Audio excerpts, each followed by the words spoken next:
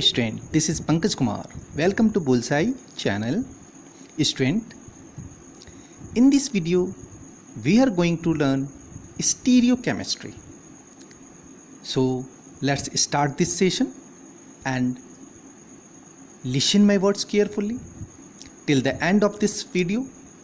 Please keep yourself concentrate here and try to listen each and every term. Of course, this video will help you to understand stereochemistry perfectly and confidently. Student, stereochemistry is the branch of chemistry through which we can understand the phenomena of isomerism. यानी stereochemistry में हम लोग students isomerism से related शाखा के बारे में जानेंगे, आइसोमेरिज्म से रिलेटेड फिनोमिना, आइसोमेरिज्म से रिलेटेड नेचर्स, स्ट्रक्चर्स, इन सभी चीज़ों को स्टडी करेंगे। तो बात आती है आइसोमर्स के बारे में कि ये आइसोमर्स क्या है जिसके बारे में हम लोग स्टडी करने जा रहे हैं। तो students, there are two types of isomers. बात आती है कि आइसोमर्स क्या है। मैंने देखिए अंडरलाइन किया है, जो वर्ड इंपॉर्टेंट है उसे अंडरस्टैंड करना जरूरी है स्टूडेंट। आइसोमर्स के बारे में मैंने आपको फर्स्ट ईयर में भी बताया था कि isomers are simply defined as who have same molecular formula but different physical और chemical properties, and this phenomena is known as isomerism. यानी ये वैसे मॉलिक्यूल जिनका मॉलिक्यूलर फॉर्मूला सेम होता है बट फिजिकल और केमिकल प्रॉपर्टीज डिफरेंट होते हैं। इस प्रक्रिया को, इस घटना को हम लोग आइसोमेरिज्म बोलते हैं। ऐसा हम लोगों ने फर्स्ट ईयर में भी थोड़ा स्टडी किया है। अगर बात करें तो आइसोमेरिज्म को दो पार्ट में डिवाइड करते हैं, यानी आप कह सकते हो कि इसको क्लासीफाई दो तरह से करते हैं। First one is structural isomers and the second one is stereo isomers. दोनों वर्ड में डिफरेंस क्या है स्टूडेंट, वो जान लीजिए। स्ट्रक्चरल आइसोमर्स का मतलब हो गया whose atoms are of different connectivity, they have different connectivity. Structural isomers के कनेक्टिविटी जो होते हैं एटम्स के, वो डिफरेंट होते हैं। Whereas stereoisomers में they have the same connectivity having special arrangement of atoms। तो ये तो वर्ड है, डेफिनेशन के तौर पे मैंने बता दिया, बट पहले we have to understand isomers again। थोड़ा सा पढ़ लीजिए आइसोमर्स के बारे में so that आगे कोई कंफ्यूजन ना हो। मैंने आपको बताया था फर्स्ट ईयर में कि मीथेन, इथेन, प्रोपेन, जितने भी हेलो एल्केन्स हैं उनमें से ये जो फर्स्ट मीथेन है, इथेन है और प्रोपेन यानी फर्स्ट, सेकेंड एंड थर्ड, इनके आइसोमर्स पॉसिबल नहीं होते हैं, आइसोमर्स बनते नहीं हैं। अब जब ये तीन नहीं बनते हैं तो कितने नंबर से शुरू होता है आइसोमर्स बनना, तो बोलेंगे ब्यूटेन से, यानी चौथे नंबर से शुरू होता है। तो अगर आपको ऑब्जेक्टिव क्वेश्चन या शॉर्ट टाइप क्वेश्चन में आपको पूछेगा स्टूडेंट कि how many numbers of isomers of butane can be possible, तो मैंने यहाँ लिखा देखिए 2। बट ये 2 होता कैसे है, इसका एक फॉर्मूला है, उस फॉर्मूले पे ध्यान दीजिए। नीचे एक फॉर्मूला मैंने लिखा है, ये देखिए, ये फॉर्मूला है 2 to the power n-4 + 1। जैसे यहाँ ब्यूटेन है तो ये 2 कैसे आया वो मैं बता रहा हूँ, आप ट्रिक सीखिए कि n के जगह पे ब्यूट के कितना नंबर है स्टूडेंट, 4। तो आप क्या करोगे, रफ में देखिए, 2 का पावर आप क्या लिखोगे, 2 का पावर n-4 + 1 है, तो आप इसको क्या लिखोगे, ब्यूटेन में 4 होता है तो 2 का पावर 4 - 4 + 1। अब 4 - 4 कितना होता है स्टूडेंट, 0। 2 का पावर 0 + 1, 2 का पावर 0 को हम लोग क्या बोलते हैं स्टूडेंट, 1। तो 1 + 1 = 2। So like this we can find out the numbers of isomers of butane 2। उसको अगर शो करना चाहोगे तो फर्स्ट टाइम में हमने बताया था, देखिए कार्बन ब्यूटेन को कैसे सेट करेंगे स्टूडेंट, 4 कार्बन देंगे, देखिए 1 2 3 4। अब सबके हाइड्रोजन को सेट कीजिए, ये 1 है तो 3 H देंगे, H3 देंगे, इसके 4 पूरे हो गए। फिर 1 2, तो इसका मतलब इस कार्बन में 2 देंगे, इसके 2 हाइड्रोजन देते ही इसके 4 पूरे हो गए। 1 2 3, इसमें भी 2 देंगे तो 4 पूरे हो जाएंगे, 1 2 2 4 हो जाएंगे, and last one is 1, so carbon में H3 देंगे तो इसके भी 4 पूरे हो जाएंगे। ये फर्स्ट आइसोमर्स है ब्यूटेन का, इसको हम लोग एन ब्यूटेन भी बोलते हैं। सेकंड पे ध्यान दीजिए, इसके सेकंड बनेंगे देखिए किस तरह से। अब 4 की जगह मैंने 3 कर दिया, देखिए 1 2 3। यही कारण है कि मीथेन, इथेन और प्रोपेन नहीं बनता, क्योंकि 3 से कम में बनाना पॉसिबल नहीं होता है। अब इसका पोजीशन मैंने चेंज कर दिया, क्योंकि हम लोगों ने मैंने आपको फर्स्ट ईयर में भी बताया था कि ये जो आइसोमर्स है ये चेन और पोजीशन 2 तरीके से बनता है। ठीक है, चेन आइसोमर्स बोलते हैं और पोजीशन आइसोमर्स बोलते हैं। तो चेन आइसोमर्स में क्या होता है, उनका पोजीशंस अलग अलग नहीं होता, बट चेन सेम रहता है, उसके जो पेरेंट चेन है वो सेम रहते हैं। और जब पोजीशन के अनुसार डिफरेंट होते हैं तो उसको हम लोग पोजीशन आइसोमर्स बोलते हैं। तो यहाँ पर नंबर 2 देखिए, कार्बन को मैंने 1 2 3 यानी बनाया और यहाँ पर एक CH3 लगा दिया। इसका नाम हम लोग 1 2 यानी 2, इसको हम लोग मिथाइल बोलते हैं ना, CH3 बोलते हैं ना, तो मिथाइल 2 मिथाइल प्रोपेन भी बोल सकते हो या आइसोब्यूटेन बोल सकते हो। तो इस तरीके से इसके 2 आइसोमर्स बने, n butane and isobutane. Similarly student यहाँ ध्यान दीजिए, number of isomers of pentane, तो मैंने अभी बताया ना एक formula 2 to the power n - 4 + 1। तो अब पेंटेन कितने नंबर पे होता है स्टूडेंट, 5।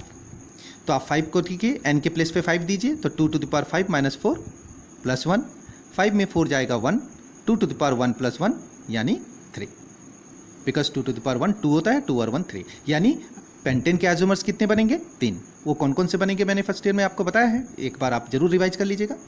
एक बनेगा एन पेंटेन, दूसरा बनेगा आइसो और तीसरा बनेगा नियो। तो इस तरीके से अलग अलग पोजीशन के अनुसार बनाया जा सकता है। नंबर इसी तरह अगर आपको हेक्सेन का पूछेगा, number of isomers of hexane, तो कैसे निकालिएगा, हेक्सेन में 6 है, नंबर 6, तो 2 to the power 6 - 4 + 1, तो 2 to the power 2, देखिए 6 में से 4 जाएगा 2 बचेगा, 2 to the power 2 + 1, 2 to the power 4, 2 को 4 बोलेंगे + 1 यानी 5, यानी numbers of isomers of hexane 5 हो जाएगा। तो इस तरीके से आप हेप्टेन का निकालोगे तो यहाँ 7 करोगे तो 7 - 4 3 होगा, 2 का पावर 3 यानी 8 हो जाएगा, तो 8 + 1 9 हो जाएंगे, यानी हेप्टेन के आइसोमर्स कितने होंगे स्टूडेंट, 9। इसी तरह सिर्फ ऑक्टेन और नॉनेन में और डेकेन में अंतर आ जाता है। ऑक्टेन में यहाँ 2 करना पड़ता है स्टूडेंट, +1 की जगह 2, और नॉनेन में 3। तो इस तरीके से हम लोग उसको फाइंड आउट कर सकते हैं कि नंबर ऑफ आइसोमर्स कितने हैं। तो जनरली आप ऐसे भी याद कर सकते हो कि ब्यूटेन में 2 रहते हैं, पेंटेन में 3, हेक्सेन में 5, हेप्टेन में 9, ऑक्टेन में 18, नॉनेन में 35 आएगा, और टोटल ऐड करोगे तो डेकेन में 75 आइसोमर्स बनते हैं। तो स्टूडेंट अब बातें करते हैं, ये तो रिवीजन की बात थी, आइसोमर्स को मैंने बता दिया, जिससे आपके माइंड में फर्स्ट ईयर के जो इंपॉर्टेंट आइसोमर्स के जो टाइप्स थे वो रिवाइज हो गए, और कुछ ट्रिक्स भी मैंने बताया जिससे आप यूज़ करके आराम से numbers of isomers of haloalkanes को बता सकते हो। अब आते हैं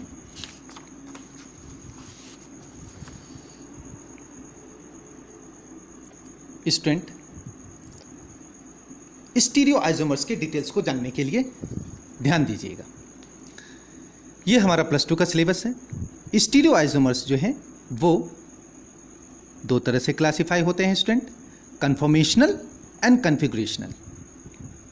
कन्फॉर्मेशनल का मतलब होता है स्टूडेंट कि वैसे isomers which can be interconverted simply by sigma bond rotation. आपको मैंने एक बार सिग्मा बॉन्ड, पाई बॉन्ड, या ना इन सभी चीज़ों को भी निकालने सिखाया था फर्स्ट ईयर के केस में। अगर आप रिवाइज किए होगे तो आप सिग्मा बॉन्ड पाई बॉन्ड को भी अंडरस्टैंड कर सकते हो। आपको बताया था, एक बार रफ देख लीजिए, मैंने बताया था कि सिंगल बॉन्ड सिग्मा का होता है, डबल बॉन्ड में एक सिग्मा होता है और एक पाई होता है, ये भी मैंने आपको बताया था, और ट्रिपल बॉन्ड में 2 पाई हो जाते हैं और एक सिग्मा हो जाता है। ये सब चीज़ आपको याद रखना है, बिकॉज ये कभी भी किसी भी केस में जहाँ जहाँ उसकी ज़रूरत होगी ज़रूर इससे यूज़ करेंगे। So just bear in mind all this and try to revise your first year syllabus also. तो स्टीरियो आइसोमर्स में हम लोग कन्फॉर्मेशनल और कन्फिगरेशनल पढ़ते हैं। 2 तरीके से स्टीरियो आइसोमर्स को क्लासिफाई किया जाता है। कन्फॉर्मेशनल का मतलब होता है ऐसे isomers which can be interconverted simply by a sigma bond rotation. ये हम लोग को उतना नहीं पढ़ना है, बट हमारा सिलेबस स्टूडेंट कॉन्फ़िगरेशनल आइसोमर्स के बारे में है, जो दो तरह से क्लासिफाई होता है, geometrical isomers and optical isomers. अब बात करते हैं ज्योमेट्रिकल आइसोमर्स की। ज्योमेट्रिकल आइसोमेरिज्म जो है वो, उसको आप इंडिकेट करना चाहोगे तो आप लिख सकते हो कि carbon of A B is double bond carbon of A B, C A B double bond C A B से इंडिकेट किया जाता है, या फिर it is arises due to the 100 rotations of around double bond, यदि कि carbon के double bond से इंडिकेट किया जाता है। तो जब भी ऐसा कोई शेप होगा तो वो ज्योमेट्रिकल आइसोमेरिज्म का शेप होगा। इसको शॉर्टली जीआई भी बोलते हैं और ऑप्टिकल आइसोमर्स को ओआई भी बोलते हैं। इसका मैंने एक एग्जांपल लिया है, ज्योमेट्रिकल आइसोमेरिज्म का एक एग्जांपल लिया है, malic acid and fumaric acid.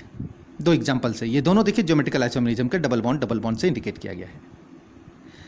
इसमें स्टूडेंट आपको जानना है कब सिस होता है और कब ट्रांस होता है। ये नया वर्ड है आपके लिए, ध्यान से सीखिए। मैलिक एसिड में आप देख रहे हैं कि कार्बोक्सिलिक ग्रुप दोनों सेम साइड में सेम है और इक्वल है। इधर भी देखिए हाइड्रोजन इक्वल है। कहने का मतलब सिस उसको बोलते हैं, यानी जो गिवन एग्जाम्पल जो भी आपके एग्जाम में आएगा, अगर उसका सेम साइड में सेम ग्रुप में सेम साइड है, मतलब सेम ग्रुप सेम साइड में प्रेजेंट है। कौन सा ग्रुप है ये? Carboxylic group. तो अगर सेम ग्रुप सेम साइड में है तो वो सिस होता है। बट इस एग्जाम्पल पे ध्यान दीजिए, फ्यूमेरिक एसिड में यहाँ पर देखिए जो ग्रुप है कार्बोक्सिलिक ग्रुप वो अपोजिट साइड में इक्वल है। देखिए क्रॉस में इक्वल है, देखिए हाइड्रोजन क्रॉस में अपोजिट में। तो अगर same group on the opposite side है तो उसको हम लोग ट्रांसफॉर्म बोलते हैं। फिर से listen my words once again, अगर सेम ग्रुप सेम साइड में है तो सिस फॉर्म को इंडिकेट करता है, और अगर सेम ग्रुप अपोजिट साइड में है, क्रॉस है, तो वो ट्रांसफॉर्म में इंडिकेट किया जाता है। ये आपको एग्जाम में ऑब्जेक्टिव या शॉर्ट टाइप के तौर पे पूछा जा सकता है। अब रेस्ट चीज़ें धीरे धीरे क्लियर होगा स्टूडेंट। आप आज जितना मैंने इस वीडियो में बताया है उसे 2 और 3 टाइम्स सुनिए, वॉच कीजिए, अंडरस्टैंड कीजिए और नोट कीजिए। After that I will explain rest of the things which are important in this chapter which you have to know. Those are symmetrical and asymmetrical centre या कायरल सेंटर के बारे में पढ़ेंगे। Next एनांसियोमर्स and डायस्टियोमर्स के बारे में पढ़ेंगे, डीएल के बारे में पढ़ेंगे, रेसेमिक मिक्सचर के बारे में बताएंगे, सीआईपी या आर एंड एस कॉन्फ़िगरेशन यानी रेक्टस और सिनिस्टर कॉन्फ़िगरेशन के बारे में पढ़ेंगे, फिशर्स प्रोजेक्शंस के बारे में पढ़ेंगे, मिरर इमेज के बारे में पढ़ेंगे। All these are important things under your syllabus. So one by one मैं वीडियो के जरिए आपको step by step with the help of examples clear कर दूंगा। सो वीडियो के अंत तक हर एक वीडियो में बने रहिए। Of course you can get short of your confusions and you will get confident. Thanks for watching.